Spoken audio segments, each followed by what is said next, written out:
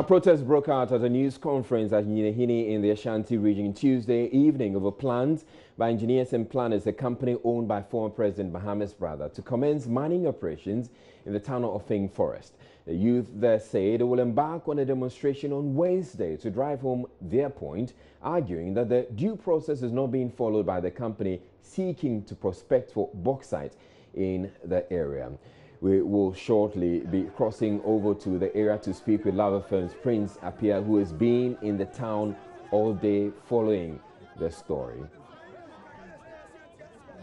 But in a related development, the Ashanti Regional Minister is refusing to release heavy-duty equipment confiscated from engineers and planners meant for the mining operation.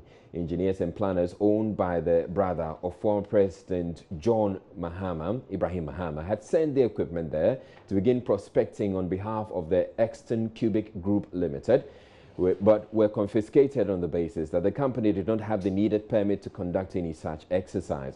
The Ashanti Regional Minister also insists the company's operations violates the moratorium on small-scale mining currently in place. The seizure of the equipment appears to have the full support of the residents of Nyinehini who have been protesting, and from where Lava Firm's Prince Appiah joins us. Hello, Prince. What can you report from this news conference by the residents of Nyinehini, which actually broke out in protest? Yeah,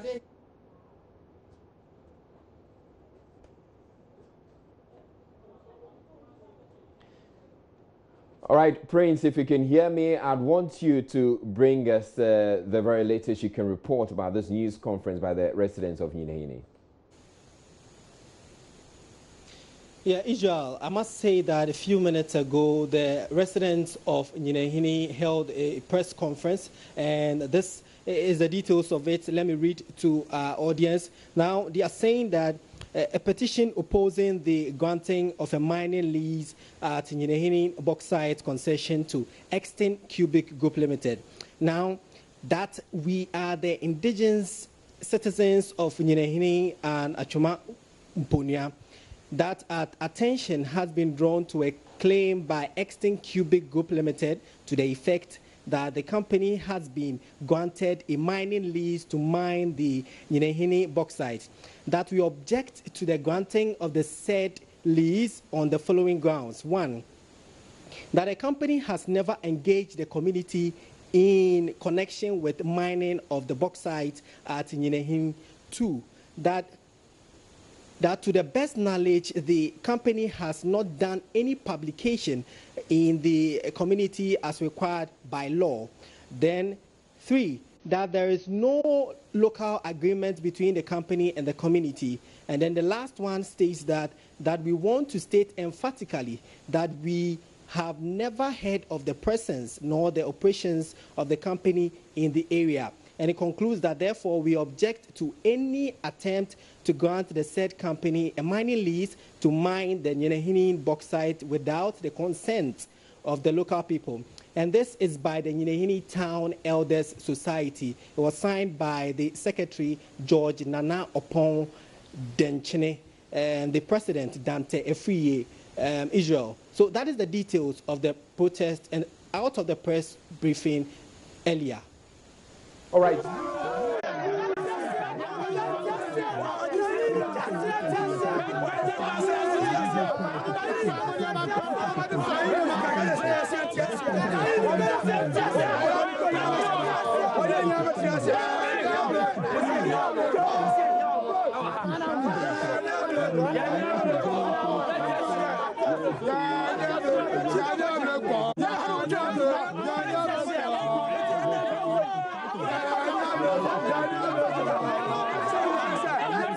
We did this press conference because of what happened Sunday in connection with engineers and planners trying to enter our forest at Chichewere and Chadasu, in which we are not aware of such particular contact between him and the government. That's why we are holding this out. And we want to take this opportunity to plead to our president, regional minister, and minister for lands and forestry to come and show us any particular documents allowing them to do this mine that they are claiming. And again, we can't guarantee the safety of the machines here. We can never guarantee the safety of the machine here. So we are giving him engineers and planners authority to come and take their machines away within 24 hours. So we are issuing this conference. A demonstration, big demonstration, to show to the whole world that we are not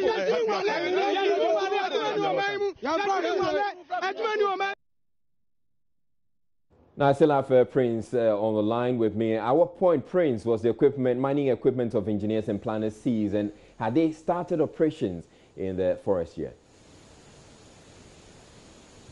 Yeah, Israel, they have not started operations yet, but the mining equipment was seized on Sunday. That was a time where information I gather indicates that the managers of engineers and planners and Exton Cubic were carrying the equipment to the site of the bauxite mining, and the residents and youth of the community decided to stop them. So currently, the equipment are held at a point in the community. Now, do we know why the Ashanti Regional Minister is refusing to release the equipment?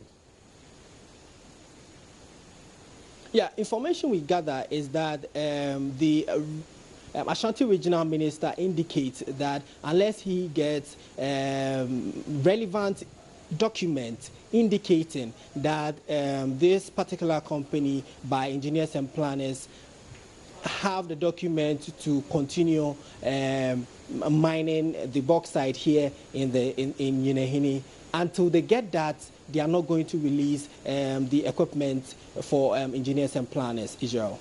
Now, what's the stance of the authorities in the areas, in the police, the DC, and the chiefs about the planned protest by the youth of the town? Yeah, the youth of the town have sent their petition and their request to demonstrate tomorrow to the district police command. The police command and the district chief executive have been in a meeting for quite some time now, and information I'm getting is that tomorrow's protest demonstration actually would go on as planned. Exactly at 7 a.m. They have the backing of the police, who are going to give them some police presence tomorrow to continue with the demonstration, Israel.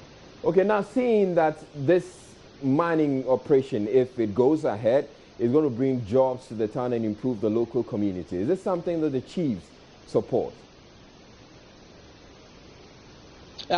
This is something that the residents really support. This is something that every single individual that I've spoken to since morning being here are very excited about, because most of them indicate that the unemployment rate here is very high, and as a result they will be very, very happy if this particular company comes in to come and operate. But for them, they don't want what exactly happened or what has happened at Obuasi, where the residents are suffering because the necessary management, revenue management and other processes were not adhered to. As a result, the residents have nothing to write home about when it comes to gold mining. They don't want that to happen to them. So for them, authorities should make sure that the necessary procedure is done, the necessary engagements are done. They should engage them, the youth, and the necessary stakeholders before the mining of the bauxite here at Nyinahini is done. But for them, they are happy with the company coming in, because for long they've been told that there is bauxite deposit in their land and they are waiting for it to be mined. All right, Thank you very much, Prince Pia of Lava FM, bringing us that update from Nyinahini regarding that standoff or that stalemate there in the town, with the residents insisting that they're not going to allow the mining operations to go ahead unless the due process is followed. We're also learning, well, the Lands and Natural Resources Minister John Peter Amewu has indicated that he intends to escalate this issue of the stalemate between himself and the Ashanti Regional Minister to the Attorney General for some intervention and some clarity on the issue. We intend to bring you more on this. Just stay tuned to Joy News. At this moment, though, we're taking a break on Joy News Prime. Still ahead in the bulletin, the chairman of the Jospon Group of Companies, Joseph Sian Ejapong, has gone to court seeking to place an interlocutory injunction on some ministries, departments and agencies from giving some information to Joy News. We have that coming up after this break. Stay tuned. Welcome back to Joy News Prime. Chairman of the Jospon Group of Companies, Joseph Sian Ejapong, has gone to court seeking to place an interlocutory injunction on the health, local government and justice ministries from providing Joy News with vital information required for investigative purposes. Joy News' Manasseh Zuriwune is seeking the information from the state agencies to verify allegations of massive corruption involving his companies. Mr. Ejapong had earlier warned the ministries against providing the information, citing a defamation suit he filed against Manasseh over a Facebook comment. However, he proceeded to court when the Attorney General's advice to one of the ministries stated that the case in court would not be prejudiced by the information Joy News was seeking. My colleague Elton John Brobe joins us in the studio for more on this story. Now, first, Elton, tell me about the suits Joseph Sian Ejapong has filed against Manasseh. So what we do know is that the suit is asking the affected ministry, Ministry of Local Government and Rural Development, the Ministry of Health, not to disclose or to give any information to Manasseh Zuri in relation to the investigation he's conducting on the business activities of the Jospon Group of Companies. So basically, that is what the court action he's taken is asking these ministries to do. That is, don't give information to Manasseh Zuri. The information he's seeking is helping him in his investigation into my company. All right. Now, this letter from Mr. Sian Ejapong's lawyers came, it was actually signed January 13. Did Manasseh delete and apologize to him? No, Manasseh did not delete the post and apologize. And that's the basis for the reason why we are in court tomorrow. Mr. Sian Ejapong considers the post as, defamatory. And he's going to court asking the court to, take action against this particular post. Now, Manasseh is insisting that the MPP government has no business doing business with the Jospon Group of Companies because of what the World Bank did to them some years back when they were alleged for pay bribes in the execution of some, World Bank projects. Now, Mr. Sian Ejapong lawyers in their, warning to Manasseh stated that Mr. Sian Ejapong, an elder of the Pentecost Church, by virtue of that post, put him in a bad light, and for that reason, Manasseh should apologize within 7 days. He did not do that. And he's gone ahead to inquire, seeking information from the affected ministry, because according to him, even though the contract was signed in November 2016, there should have been an abrogation of this contract, yet the Jospon Group of Companies are still being paid for the contract that they are executing. So they are asking, he's asking the ministry to provide more information. What we are picking is that the ministry, in their response to Manasseh Zuri, said that they are unaware of where the contracts can be located. For that reason, they were unable to provide this particular information.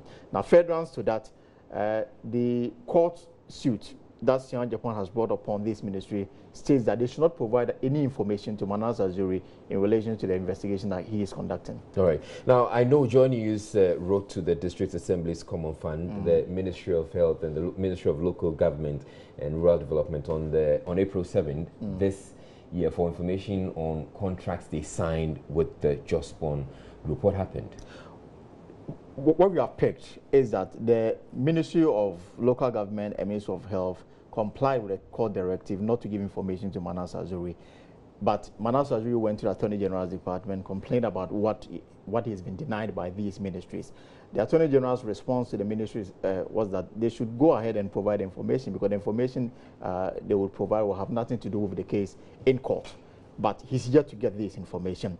Now, what they have also done, Multimedia and Manasseh Zuru, is that they are in court, and the court will hear this particular case tomorrow. And they are asking, if I can just go straight to what they are asking, they want the court to dismiss the application on grounds that Mr. Joseph Sia Agyapong wants to mislead the court without merits and unconstitutionally procure censorship in the nature of gagging order. And they also state that since the defense was filed on March 8 this year, Joseph Sia Agyapong had abandoned the substantive suit and is now using it as a tool to prevent the respondent from exercising his lawful duties in what is commonly referred in jurisdiction such as the United States against lawsuit against the public participation, that you cannot prevent a journalist from accessing information. That's what he's asking the court to do. And tomorrow is the day that the court will hear this, opposing, suit. Do we know the nature of this investigation which Joseph Sia Agyapong is seeking to block? It's about the sanitation model under the defunct GIDA. Now, according to Manasseh, he's traveled across the country to check whether indeed operatives of the Just One group of companies did the work that they were expected to do under this particular contract. What he's saying is that in most of the places that you went, in some instances, he did not come across some of these workers. The works had not been done, yet payment has been done. So these are some of the things that he's uncovered. Unfortunately, he's not been able to get a response from the ministries that awarded these contracts, the Ministry of Local Government and Rural Development and the Ministry of Health, basically because they are respecting the court order that says that do not provide information to the person investigating Just One group of companies. All right. Now, it's just fair to say that earlier on when you were speaking, you indicated that the World Bank had blacklisted Mr. Joseph Sia Agyapong's company, Zoomlion, from engaging in some untoward practices. Yeah. It is fair to just state that that particular bank has been lifted after they complied with some to go ahead to engage in take on World Bank contract. Thank you very much, Elton, for joining us and bringing an update on this particular situation. It's a story we will be following. Indeed, tomorrow we will be in court to bring you the very latest on it. Now, in other news, the 2016 flag bearer of the Progressive People's Party, Dr. Papa Kwesi Indum, has indicted the shareholders and directors of two banks whose licenses were revoked last week, saying they had a responsibility to ensure prudent management of the banks. The Bank of Ghana, in a statement announcing the withdrawal of the licenses of UT Bank and Capital Bank, stated that it was due to severe impairment of their capital. Dr. Indum, who owns GN Bank through Group Indum, says much as he sympathizes with the shareholders who have lost their investment, they, together with the directors, had ample opportunities to save the indigenous banks from going down. He spoke on Joy FM's Super Morning Show. It is not pleasant to find that, other shareholders in the industry, other managers in the industry are facing a crisis. So it's sad to hear, to feel, and to consider what has happened to them. Now, all of us in the industry, there's a thing called safety and soundness.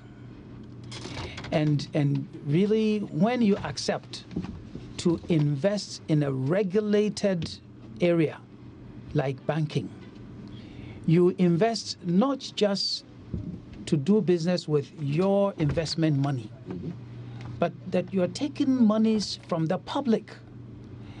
And that public's money can be several times your own investment. And so when something goes wrong, it doesn't go wrong for your own money alone. It is other people's money that also something negative happens to. So we all accept to work under the regulatory authority, in this case of the central bank, the Bank of Ghana. That's right. And we allow them the right. They have the right to come in from time to time, examine our books, and take a look at what it is that we're doing. And that is why also as directors are also not just empowered to do the right thing, but directors are also held accountable for anything negative that happens. On the performance of the Kufuor administration, Dr. Indum said the president's efforts will be much appreciated if he acted on his numerous promises. I hear good things. I've seen some good people in the administration. I've also seen some other people that I say, hey, oh, why? You know, this one too, how? You know, so, you know, I have heard the president and his resolve on Galamsey. I've heard him, you know, talk about we don't want to be a beggar nation, you know, and so on and so forth. And so I hear good things.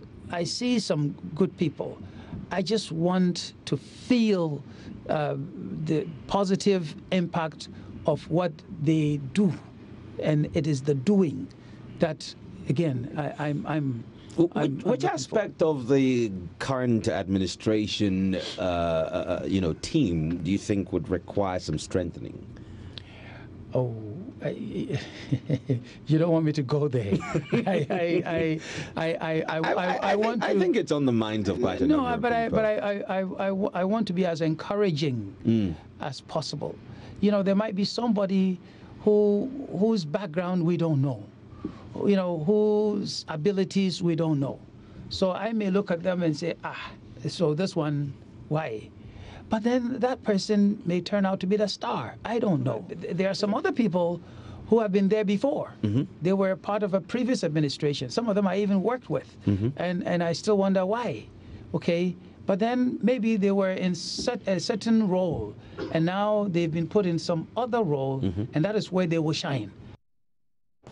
The Amakumhene in Kumasi is calling on government to consider locally produced fabric as the official uniform in public schools nationwide. Nane Dumen Sansari says importation of foreign fabrics at the expense of the local textile industry is unhealthy for the economy, and that every measure must be geared towards protecting and growing local producers. Nana Mensasari was speaking at the launch of the Joyce Abibu College of Creative Design Professional Development Center in Kumasi. Is that the government of the day is seriously pursuing the agenda to promote made in Ghana goods. So I can't see the reason why for over Ghana is, 60 years? When you go to our second cycle institutions, we still see our girls wearing the old-fashioned green, blue, yellow, and red checks. When we are promoting made in Ghana goods, the fabric industry, like you said, is looking for opportunity, for expansion. So let me challenge you to try and penetrate to our senior high schools. Talk to them, change their mindset to move from the old-fashioned check to wearing our local fabrics when they are out of the classrooms.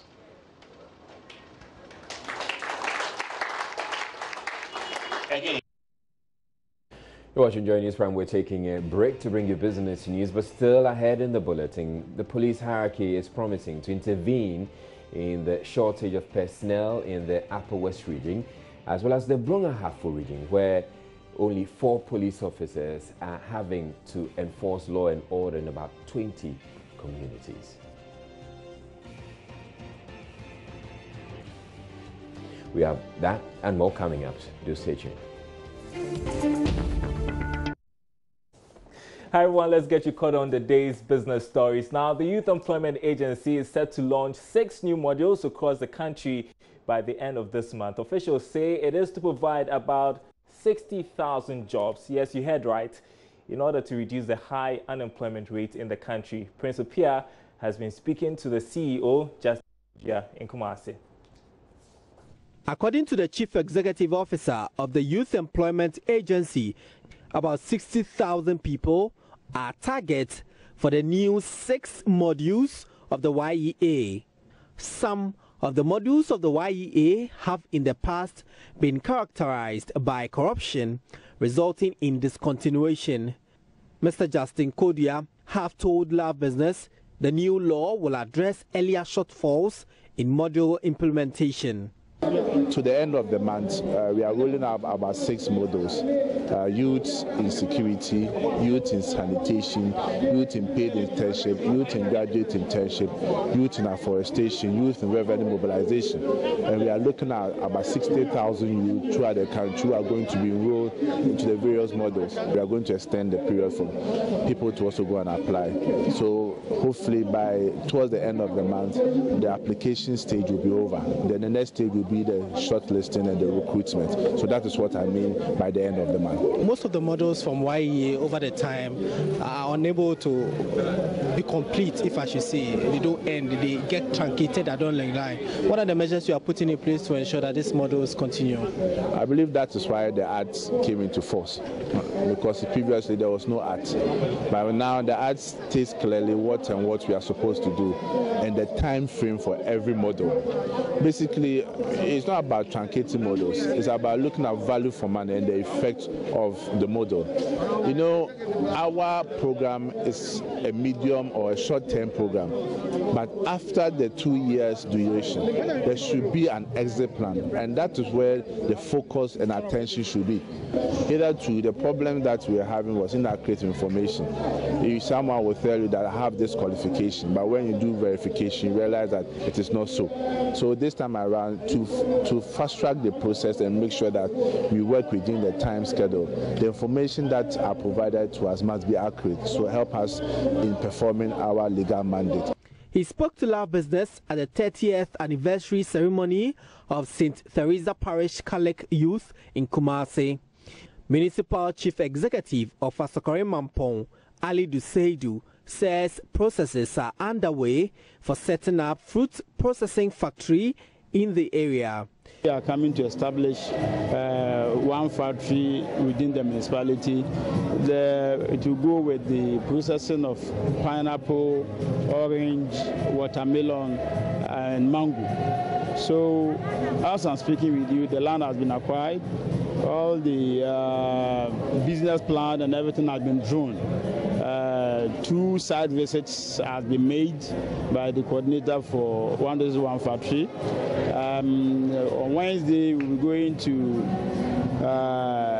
Sechira Farm Plains to inspect land that has been earmarked for the planting of the raw materials to feed into the plant. Youth Chairman of the St. Theresa Parish Catholic Youth, Charles Ishen, wants government to be relentless in the clampdown on illegal mining. 30 years for the youth of this parish are focused and determined to make a positive impact in our society. Youth Development Fund. This is to assist the youth in education and skills training. Prince Apia reporting. Now, government is planning to roll out policies aimed at reducing the cost of infrastructure in the telecom industry. In an interview with Joy Business, Kuku appeared at a dialogue series by the Network of Communication Reporters under the theme Moving from Service Quality to Service Excellence. Technical advisor at the Ministry of Communications, Emmanuel Mensah-Bah, stressed on the need for operators to share infrastructure to reduce the cost of their operations. Although government policies in the past have focused on ensuring a competitive telecom sector, not much attention has been paid to the quality of service offered customers. But technical advisor at the Ministry of Communications, Emmanuel Mensah-Bah, says this is about to change because government is about to implement industry-specific policies targeted at extending 2G, 3G and 4G services to all parts of the country. I mean, these policies will be looking at network operators collaborating and working together. We need to find ways in which they manage to get returns on their investment other than pure competition. When it comes to network quality, again, it should be innovative solutions. So government is looking at policies that would ensure that the operators put in work together to ensure that there is improved network quality. They need to work together on their fiber network rollouts. There needs to be more network sharing, more collaboration. There's a concept, open access concept, which government is also looking at seriously to see how best they can introduce it through regulatory policy. It's not going to be easy because the operators started off on a competition basis whereby they own their own infrastructure, where their strength is based on what they own.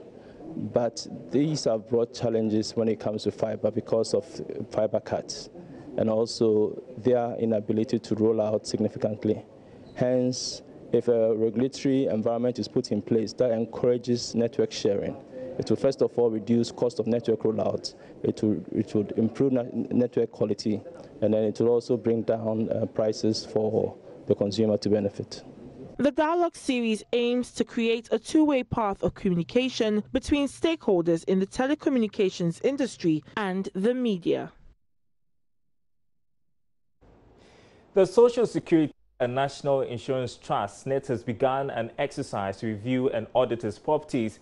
This is geared towards ascertaining the true value, financial value of its assets and enable it to take prudent investment decisions going forward. Here's Ebenezer Sabote's report. The audit, to be conducted by PricewaterhouseCoopers PwC, will enable the Social Security and National Insurance Trust, SSNIT, know the true state of its investment in the country. This is geared towards establishing the true financial value of SSNIT's assets to enable it to take prudent venture decisions going forward. Addressing the media after signing a contract with PricewaterhouseCoopers, Chairman of the Board of Trustees, Dr. Kwame Adukufor, said the exercise is to better inform the board as SSNIT seeks to diversify its investment portfolios into more profitable ventures. It is the expectation of the board and management that the findings and recommendations of the independent review and baseline assessment will help the trust to do the following. 1. Know the ground truth and status of SSNIT as at 31st March 2017. 2. Offer guidance in the formulation of strategies and plans to ensure that the objectives of the pension reforms, which include the following: A. Improving income security for the Ghanaian worker. 2. Increasing coverage of the trust, especially for now among cocoa farmers and fishers. 3. Reducing administrative costs. And 4. Ensuring good returns on investment, as well as ensuring SSNIT is managed effectively, efficiently, and with a high level of integrity. The third one, we are considering deal with issues of overt and reckless wrongdoing that may be unearthed. He also revealed despite SSNIT's high interest in ICT infrastructure, the returns are low. Conduct an audit of the IT systems in use by the trust. The purpose of the IT system audit is to identify and document gaps in the SSNIT IT system in view of the large expenditure, and emphasize the word large expenditure, on a new business process automation system. A lot of investment has been made, and the return on the investment is very meager, to put it charitably. As the Tier 1 administrator and the largest non-banking financial institution in Ghana, SSNIT is making frantic efforts to redeem its image and reposition the brand away from the negative public perception. And that's your business updates, and news continues after this break. News Prime. Now, the story of how 4 police personnel provide security in about 20 communities in the Brahafo region could be mind-boggling. Where still inadequate logistics, including arms, makes deployment to public places a real dilemma. Joy News' Mahmoud Mohamed Nuruddin traveled to Zamrama, one of the communities, from where he filed this report. Something like bulletproof you don't have. We have only one raffle here. 4 men with, yes, communities. Yes, we have bank 2 here. So assuming if one is going to the bank and that person takes the raffle to the bank, what has left here? Nothing has left here. So assuming if people come to attack the police station, nobody is going to rescue anybody. So the only thing we can do is to surrender to the people for them to come and do whatever they want to do. That's it. And this is the Zabrama police station. It is a rented facility which has been used for years. These two posts have stood here for years with no service or national flags hanging on them. Land cannot be an issue if the police administration wants to build its own duty post. In fact, land could be made available for free. This, however, is what personnel here have. The charge office and cells are not in the best of shapes. The situation exposes the police personnel to persistent attack from armed residents. Effecting arrest on reported crime in these communities is a Herculean task due to lack of logistics. So I ask, what do these officers do when armed robbery and other criminal activity come to their attention? They vow to protect life and property despite the challenges in an unfriendly environment. Attacked by the people they are supposed to protect, perhaps, is the last thing they can anticipate. People have come to attack the police station almost about 4 times, and when they were coming to, they were with their local guns. So with a whole 4 policemen here with 1 gun, Master, sometimes... So what happened when they came to attack you? The only thing we can do is to find a means of calming them down. Because if you provoke them, you don't know what can happen to you, because the moment that they are having the rifles and those things, they will overpower you. So the best thing we do is to find a means of sometimes calming them down, then we plead to them for them to go, so that we find a means of solving the problem which leads them to come to the So area. There hasn't been any case where you are able to effect any arrest of armed robbers or anything? For that one, then no, because though we have been informed of such issue before, but we have been informed about such issue before, but the time that we reach there, then they have absconded, and we cannot trace them because of the means that we can use to either trace them quickly or go to the scene quickly, because there's no logistics and anything that we can use to trace them. You'll be going to the scene, then they will be absconded. The police personnel say repeated plea to relevant authorities to beef up their force and logistics has brought no good news. We will plead to the IGP and the president that the new recruits who are coming out, here is not a punishment zone as people have been perceiving. So we plead to them that they should bring more men here and more logistics so that the policing here will be strengthened and the community too will be safe. Yes. In the midst of seeming unwavering commitment to nation, their very lives are exposed to danger every minute. Mahmoud Mohammed Nuruddin reporting.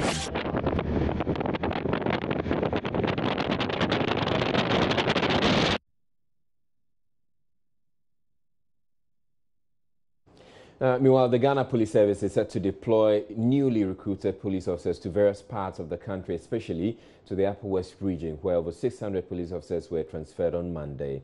Speaking on the Pulse with Gifty Ando-Apia, Director General of the Police Public Affairs, ACP David Eklu, also said officers who have turned down such postings to rural areas are being sanctioned as a deterrent to others. His assurance follows concerns raised about security implications for non-replacement of the transferred officers. Currently, we have over 3,000 police recruits who have passed out as fresh constables, and by next week, some of them will be on their way to beef up the strength in the 3 northern regions, especially Upper West region, where we seem to be recording robberies. Preparations are always almost far advanced, and from next week, from Monday, movement should start towards Upper East region and other regions for the fresh constables who are going. And also, we are also evacuating those who are pending transfer to the regions to go and beef up the strength. So we hope that within the coming weeks, the situation should improve. Already, disciplinary action has been taken. I know about 1 person, and then the rest who have not, they have been notices have been served to them and prepared them, and then the vehicles are procured. At least we are able to put some of our transfer trucks on the road, and they'll be moving. If they don't, there are administrative sanctions against such a police officer. What usually will they suffer? What kind of sanction will be brought against them? Immediately your salary will be stopped, and you will be tried departmentally for refusing to proceed on transfer. And it could lead to other forms of punishment, reduction in rank, reprimand. There are a wide range of punishment that we have under the police service regulation. Oh. While in the Upper West region, Deputy Minister Amidu Chinia Isahaku explains temporary measures being pursued by the Regional Security Council to protect people and property, starting with temporary police posts. Meeting that we had with the police commander and his men and other security agencies, we have agreed that certain temporal posts be established at various points to ensure that we have men posted to those areas so that they can be, police visibility will increase, especially areas that we feel that they are prone to criminal activities, and right. That has been done, and some other ones posts are being established. Then also we've also agreed with the district assemblies to find ways of, because one of the major issues the police they have is with means of transport and fuel to carry out their activities. So we have deals with the various district assemblies to see how they can support the various district police stations so that they can do their regular runs and ensure that criminal activities are reduced to the barest minimum. Now, in another development, families of police officers stationed at Avaime in the northern district of the Volta region are demanding that the officers be transferred from the community following several threats on their lives by indigents. According to the wives of these police officers, they continue to endure verbal abuse and threats by indigents who believe a police officer was responsible for the death of a commercial motor rider in the area. Speaking with Joy News' Fred Kwame Asare, the families expressed anxiety following a violent demonstration at the station over a week ago, which nearly resulted in their deaths, if not for the swift intervention of reinforcements from the regional SWAT team and Sogakope Command. The police officers themselves, their relatives say, are compelled to stay at home all day, unable to perform their mandated duties for fear they may be attacked.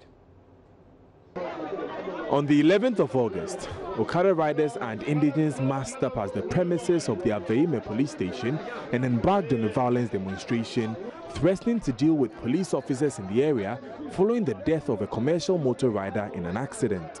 The action was instigated by a report by a local radio station, Clenham FM, that the rider met his untimely death whilst being pursued by a police Navara pickup. This is said to have outraged indigents of Bato, Avaime and other neighboring communities who already had harbored hatred for the police for confiscating their unregistered motorbikes and then decided to attack the station. 18 of the motorbikes held at the station are said to have been taken away by the peeved indigents, while the windscreen of a police Navara pickup and other properties of the police were vandalized. The Volta Regional Police Commander ACP Asima Hene spoke to Joy News about the incident. They will bury the deceased first Friday or Saturday. So tomorrow, Wednesday, I will visit the place myself to go and meet the community leaders, talk to them. Well, I empathize with them. A community member is dead. And when they are going to bury, obviously, some will take advantage, go and quaff some alcohol and try to misbehave. My plea to them is that they should law abide them. It's unfortunate that the person might have died. But what can we do? The full-scale investigation is ongoing. If it comes out that a policeman was involved, we are culpable, whoever is involved, we will deal with him. On the back of this development, indigents continue to threaten officers and their families. One of the officers who resides outside the barracks had his pigs slaughtered and families almost beaten, if not for the intervention of his landlord.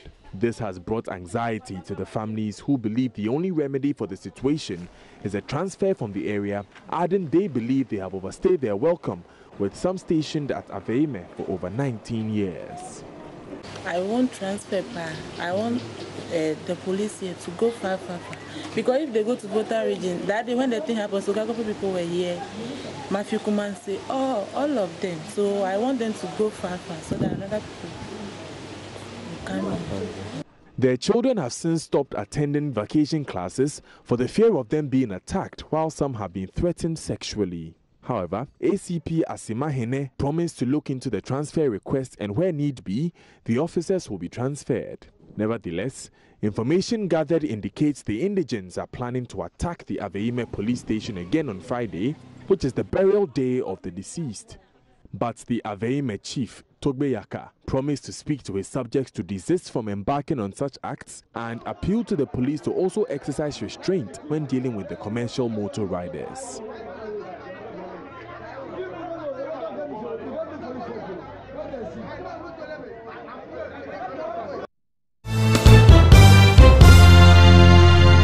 The governing New Patriotic Party has disclaimed a photograph of an error-ridden conference tag making rounds on social media. Now, the tag supposedly for the NPP's National Delegates Conference slated for August 25 to 27 has the inscription Diplomatic Corps with a core spelled as C-O-R-E instead of C-O-R-P-S. Acting General Secretary John Bodio, addressing a news conference ahead of the conference this weekend, insisted the tag is not from the party. As we speak now, we are yet to receive all the accreditations and tags. I have to sanction all of them, and I haven't received any. I spoke with the printers and the people involved.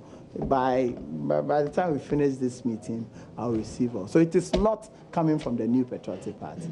All these tax accreditation will be sanctioned by me, and I haven't received any. I don't have. If you come to my office, I don't have any with me. So I don't know how come.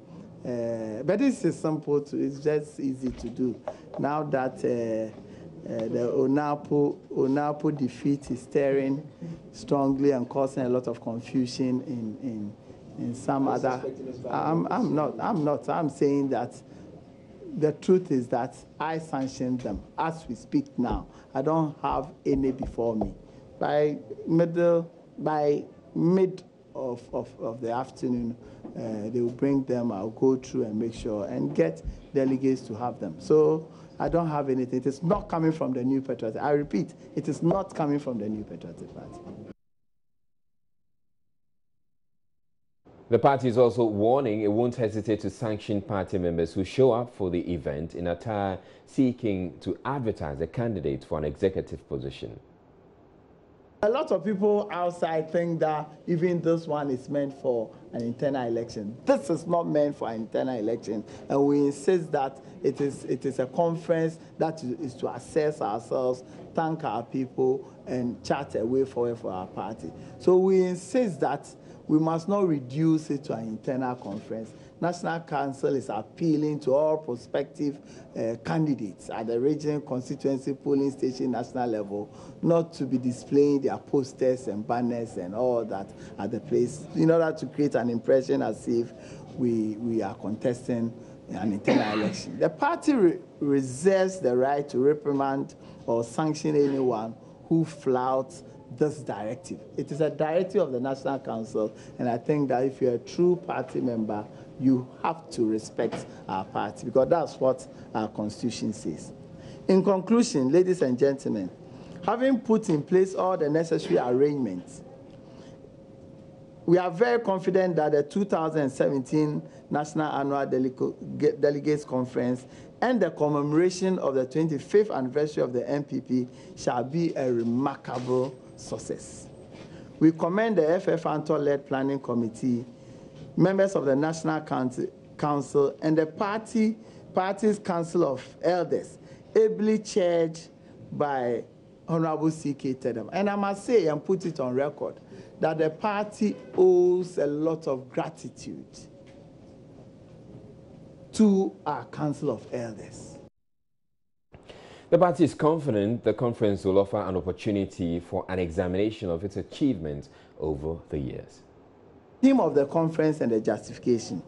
This year's conference, which coincides with the 25th anniversary of the NPP and 70th anniversary of the founding of the UGCs, is anchored on the theme, NPP, delivering on our promises, our roots, our strength, our future.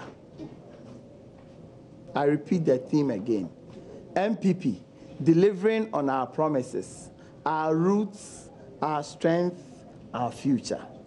Clearly, the choice of this theme is to afford us an opportunity to reflect on the very core values underpinning the formation of the MPP and assess the extent to which the party has remained focused on these founding principles, which, with a view to learning any relevant lessons to serve as a guide for the future. 25 years of our existence as a party, and for that matter, a political party, is certainly not a small feat, particularly when the party has chalked tremendous achievements to the envy of all. Almost everybody agrees that the MPP's immense contribution to the social, political, and economic development of this country over the past 2 to 3 decades cannot be over-exaggerated at all.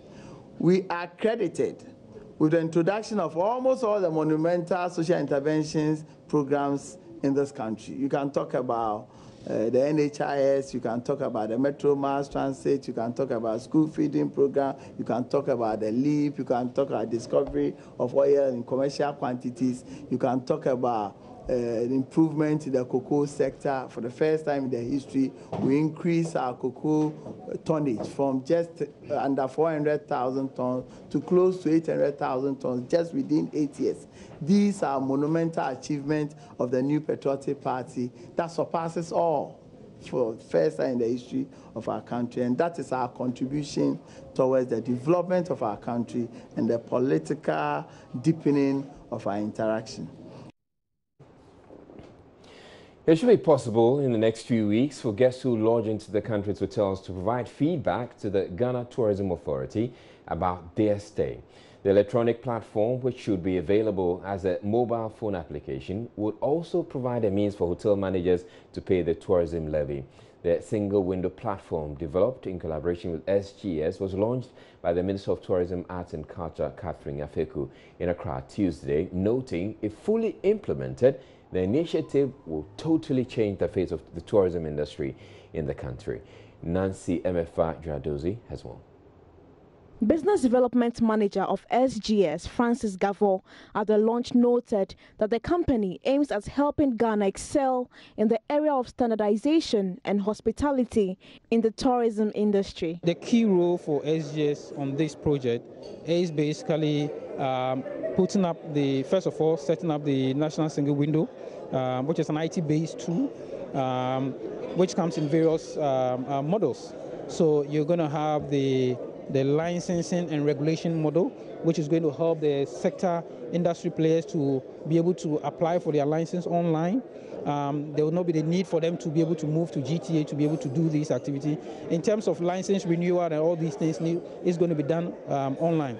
Then one other key thing which is very dear to Ghana Tourism Authority's heart is trying to bring a technology that will enable them enhance the collection of the tourism levy 1%. So under that, what we're basically going to do is to deploy nationally. We're going to deploy sales devices that is going to be given to all the hospitality sectors. So what we envisage is that at the end of the day, GTA nationwide should be able to tell how much levy has been collected. Minister of Tourism, Arts and Culture, Catherine Afeku, who lauded the initiative, stated that the window will enhance transparency, which will make Ghana the preferred destination for tourism, arts and culture in Africa. Company, reputed, has the opportunity to work with the tourism sector to improve on our service delivery using automated services, especially when you go to hotels. How we collect our levy is quite a challenge. The operators will have to physically go to a bank to deposit what they will claim to be what they have collected in a year. Our government is losing out on revenue. So once you automate these processes, every time a guest checks in, that 1% of the tourism levy will be automatically collected, and at the end of the month it will be automatically deposited in government coffers. They will be doing training, capacity building, and also they will have the monitoring and evaluation component of this technology, because if a client comes into a hotel and they have a platform that they can write, I didn't get towels, service was bad, it automatically come into GTA and they will be able to pinpoint that this hotel did not deliver the service as required, and there will be not punitive measures, but they will have an opportunity to work on improving the service. So technology will play a very pivotal role, and that's what they are very good at. We want to send the message that Ghana is the preferred destination for tourism, hospitality, but you have to put things right. The event also witnessed the inauguration of the core and project feasibility teams. The two teams are expected to, within 8 weeks, come out with a full report that will rank the various hotels across the country, as well as those operating without a license. Increasing volumes of waste has become a nuisance in many communities across the country. The phenomenon is said to be the cause of diseases such as cholera and diarrhea and the floods in some major towns. Now, a new project in the heart of Ashaiman is helping recycle waste into electricity and organic fertilizer. My colleague Justice Beidou has been to see the plant site in Ashaiman and sent us this report. Ashaiman, a melting pot community. Nearly every ethnic group in Ghana is represented here. In Ashaiman, like many parts of Ghana, filth is a big problem. The filth in Ashaiman is too much. It chokes the drains when it rains. We suffer deadly diseases like cholera as a result.